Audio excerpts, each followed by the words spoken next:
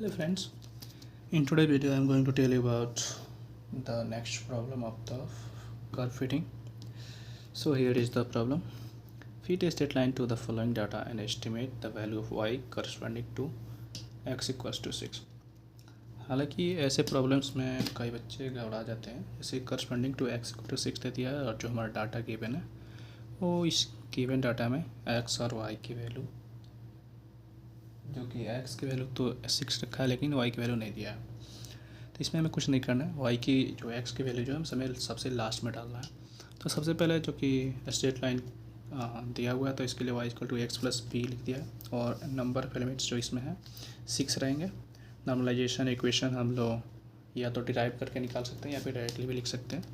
Drive करने में हम लोग को s equals to y i minus y predicted का होल स्क्वायर करके निकालते हैं, जिसमें हम लोग यहाँ पे देखेंगे कि यहाँ पे नॉर्मलाइजेशन का इक्वेशन दिया हुआ है, फर्स्ट थर्ड इक्वेशन और सेकंड इक्वेशन यहाँ पर है। फिर हमने एक टेबल को बनाया हुआ है।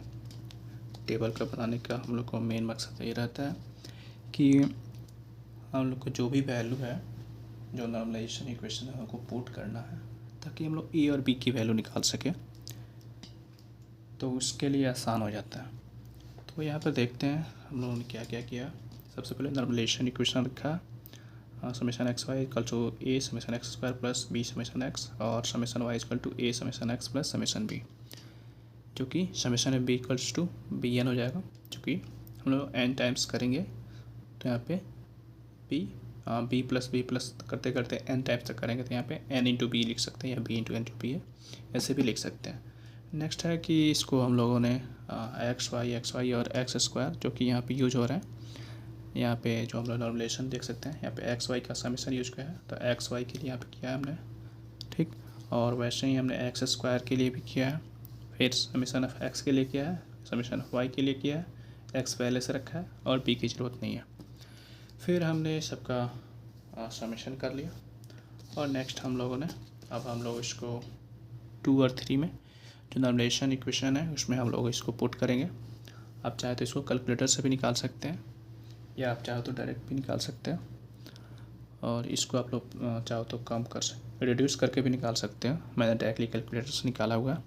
ए की वैल्यू 0.6971 मैंने अप्रॉक्स करके लिया क्योंकि इसकी वैल्यू जो थी अबाउट 7 और 8 डेसिमल के बाद तक जा रही थी और बी के लिए भी वैसे ही आ रही थी। आप चाहो तो 4 डेसिमल तक ले सकते हो या फिर 3 भी ले सकते हो, आपको जैसा मतलब वो ठीक लगे।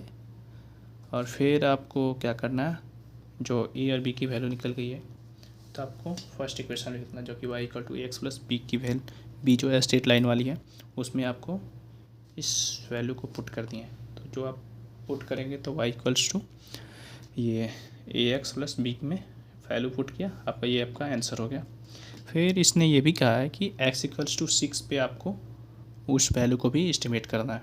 तो जैसे ही आप एट एक्स इक्वल्स टू 6 यहाँ पे एक्स की जगह पे इसी इक्वेशन में जब एक्स की जगह पे 6 रख देंगे तो आपकी नेक्स्ट वैल्यू जो होगी वो इक्वल टू 15.4683 जो कि अप्रॉक्स वैल्यू है वो आ जाएगी। यही आपकी जो है आंसर हो जाएगा।